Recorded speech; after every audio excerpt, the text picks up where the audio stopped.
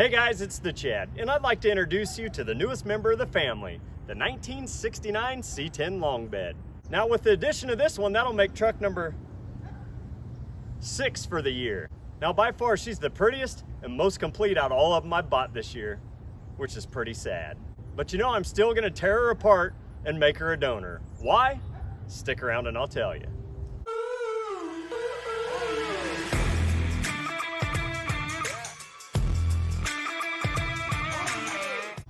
Do you guys have a 1967 to 72 Chevy or GMC truck or trucks sitting in the backyard or out in the old farm fields that you're thinking about crushing? Well, if so, take a closer look at it before you do that. Do you have a 67 big window, a short bed, a Cheyenne Super, or even a 4-wheel drive? If it's any of these desirable trucks, please don't crush them. Why not think about putting them out on the interwebs on Craigslist or Marketplace? I guarantee somebody will buy them, at least just for the parts.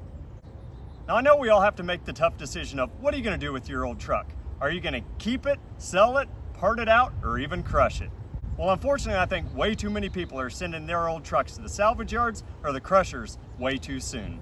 There's just a ton of good parts left on these old trucks, and the smaller ones, they're getting harder to find. Well, I know we can go out on the internet and buy a ton of reproduction parts for these old trucks, but are they truly as good as the old steel from 50 years ago? Maybe, but I can tell you they're way more expensive. In today's video, we're going to talk about when you should scrap your truck, make it a donor, or when you should be looking to buy a donor for your build. So that leads us to the first question. When should you guys be scrapping your old trucks? Well, I don't know. That's why I'm asking you. I mean, I guess if your truck burnt completely to the ground or a tornado picked it up and threw it across the street into your neighbor's pool, I mean, really, the only time I think we should be crushing them is truly when we've taken all the parts off of it and there's nothing usable left. Now I know every once in a while we might run into some legal issues with the courts or insurance companies and they may require it to be destroyed, but other than that, let's hang on to them. Now let me know if this story sounds familiar. Yeah, I bought this old truck 5-10 years ago and I'm gonna restore it, but all of a sudden I got married, I had kids, you know, life just kind of got in the way. Now when you walk out to the garage, it looks like a grenade went off because there's parts hanging from the ceilings and you don't remember how to put it back together. But before you just call a wrecker and have them come take it to the crusher, find somebody like me. I'm a guy that's gonna take these things dead or alive.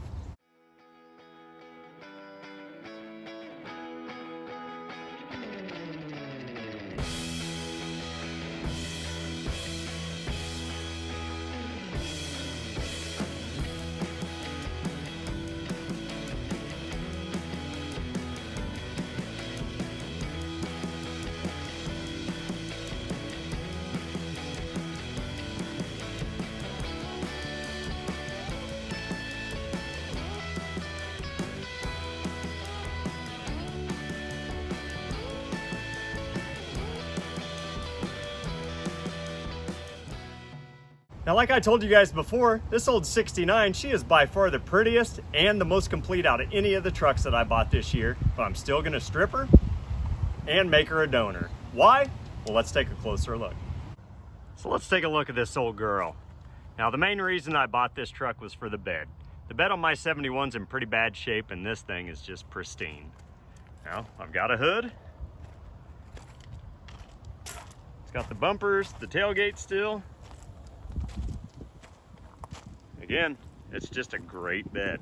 Now, it's a 12-bolt rear end, got good trailing arms. I'm also gonna be robbing the doors because they're also excellent. Front fender's good, suspension's good. But this is where we run into the big problem.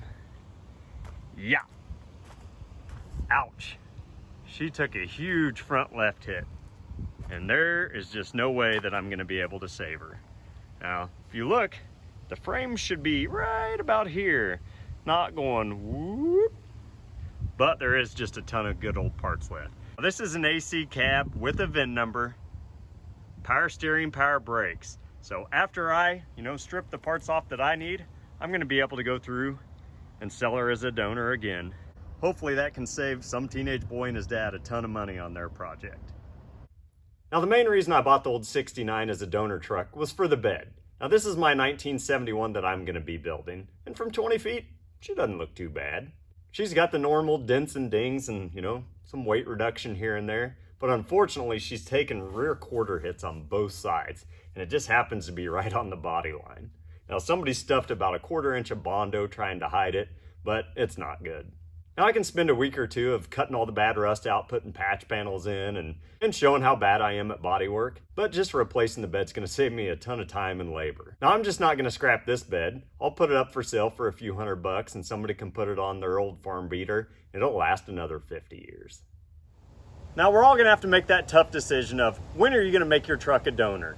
Well, if it's anything like this old 69 where the frame's completely twisted, there's no way I can fix it and make it drivable again, but she's an excellent candidate to be a donor. Now the previous owner could have took this to the old crusher and made a couple $100 on scrap metal, but he didn't. He chose to sell it. Now think how happy he made me. He saved me thousands of dollars on my build just in the bed and doors alone.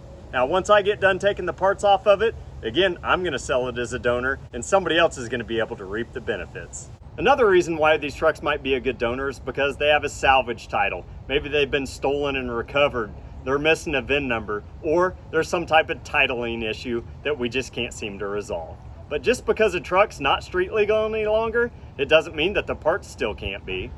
My ultimate goal is to save as many of these old parts as we possibly can, because when they're gone, they're gone.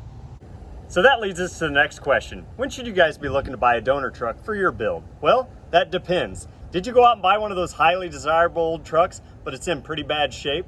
Well, buying a donor truck is a great way to save yourself thousands of dollars and a lot of labor. Now, a lot of times we can go through and rob the bed, the doors, or a lot of the interior parts of these old trucks. And potentially, you can do a full cab swap. Now, one of the more important things you need to ensure is that your donor truck matches the truck you're building. If you are building an AC truck and need to do a full cab swap, make sure your donor truck's also an AC cab. Another thing is to do a full inspection on that donor. You don't want to buy one that's full of Bondo or has a lot of unseen rust. Your ultimate goal is to save yourself a lot of time and labor. You don't want to have to be doing a lot of work to your donor truck just to build yours. Now, if you guys are potentially interested in doing a full cab swap, make sure you watch my video on whether to repair or to replace the entire cab. So hopefully after watching this video, I've encouraged a lot of you guys to not send your trucks to the salvage yard or the crusher too soon. And by buying a donor truck can save you thousands and a ton of time and labor.